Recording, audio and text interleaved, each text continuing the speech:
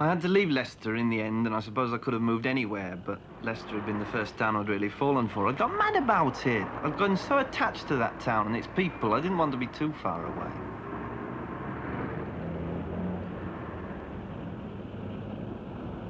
Nottingham seemed to suit, 26 miles away, north, and that's where I went. And it's such a different city. It's a metropolitan town. Greater Nottingham sprawls towards 1 million people. The change from Leicester, it hits you. The public buildings in the city, in numbers and size, forget the quality. Nottingham is Queen of the Midlands, a pomp about the place. The art and tech looking like the palace of culture the Russians built for the Poles in Warsaw. It's a regional capital. Here, with very little trouble, you can buy almost any foreign paper. And the city has a morning paper of its own. Not like the Manchester Guardian or the Yorkshire Post, but it's important.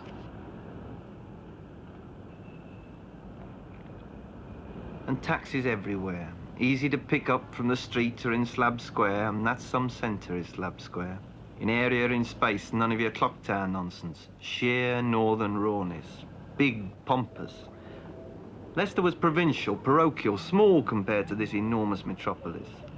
They used to hold the market in the square. They used to have the goose fair on the square. It was the true heart of the city. But in 1926, it became Old Market Square. And they built the council house for the power and the glory.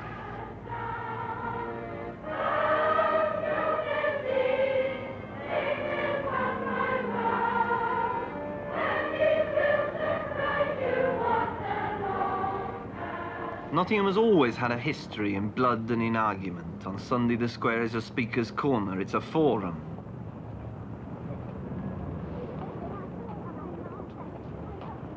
Nottingham always makes me aware of its past.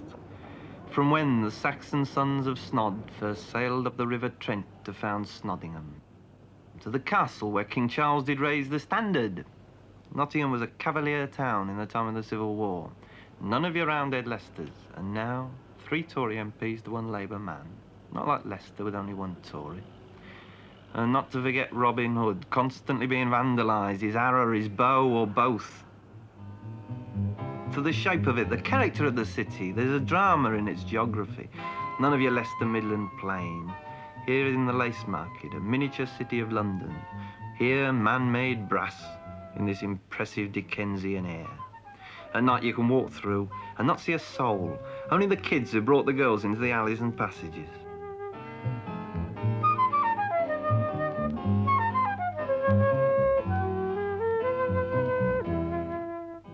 When I first came here, I was lost in its size. I lived in rooming houses, unnoticed for a long time, not even with a national insurance number. Nottingham's a big place. That's a parish church and not a cathedral. And we're in the north now. It's in the province of York, not Canterbury like Leicester. Nottingham's metropolitan airs and graces are reflected everywhere.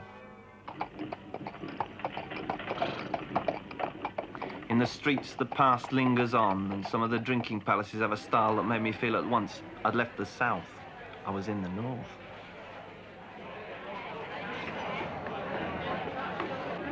We cater for all ages of people, mostly the back end. They're more sensible. They like value for money, and this is one of the places that they get it in. You get a decent measure of wines or spirits at a very reasonable price. Get a very nice class of people. You get 1 or 2 of the hooligans. We do get them occasionally, but very seldom. We're very lucky here. We're very strict with them. If a person has too much to drink, we tell them right away, in a nice way. We get a fair amount of women coming in because they come either going or returning from shopping. They've told me this over a period of, since I've been working in this trade for 25 years, that they'd rather come in here than come in a public house. They feel more comfortable in here.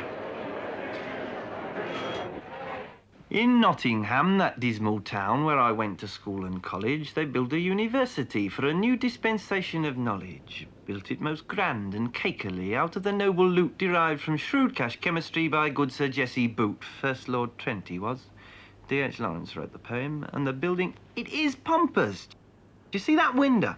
It was gold-plated and it cost 500 quid. I think it's meaningless. There's no point.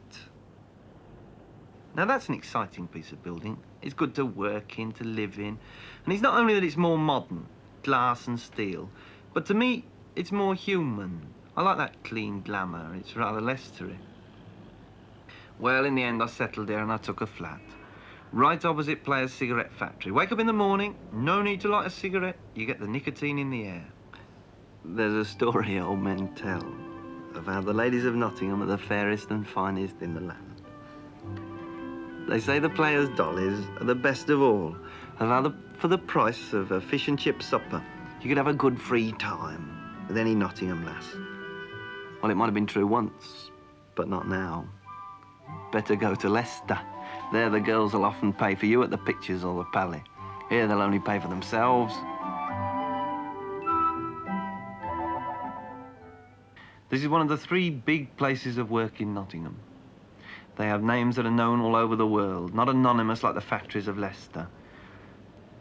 And they're enormous, imposing giants, employing thousands. The River Trent is the Great Divide. South is the country and the Midland cow. You cross the river and you're in the north. The most prosperous coalfield, one of the most advanced and productive, they say, in all Europe. When in the city, they put up posters advertising life in the mines. They use the slogan, East Midland mines have a powerful future. It's interesting they use that word powerful and not prosperous. I think it makes more sense working like that than making nondescript bits and bobs, however well made. This heavy industry here, it's helped to make for a solid working class life, and in the collection of city enclosed villages like Radford, where I live, words like working class solidarity have a meaning. There's Wally round the corner, lived in Radford all his life, shop steward, and taught me a lot. This community spirit didn't come about just by accident. It came about through the struggle of the people, by the neighbourliness, sticking together, sharing what little they'd got. We may have an instance in some of the old back streets where you'd get the grandmother, the mother and the children, 3 generations in one street, where the policeman will come down to reprimand one of the family.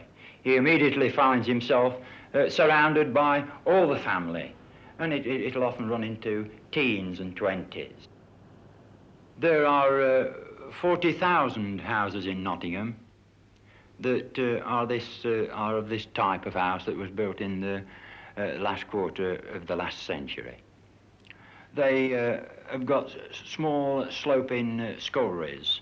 We've got no hot water system, got no bath. The toilet, that's hardly the name, it's at the bottom of the yard. We've got 40,000 houses that have got to be replaced, and the sooner we start and get on with the job, the better it will be for us. This is not a documentary about housing. It's people I know and the way I feel about these 2 towns.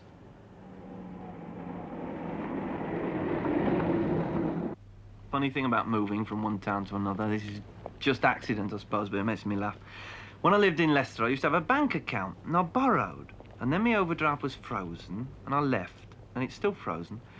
And when I came across here, I never took out a new bank account. I used the pawn shop. Well, it was only down the street from me, and I think I like it better now. I've been in the trade all my life in Nottingham. It's a middle-class business. They're allowed 6 months and 7 days, but most of the pledges are redeemed before that time.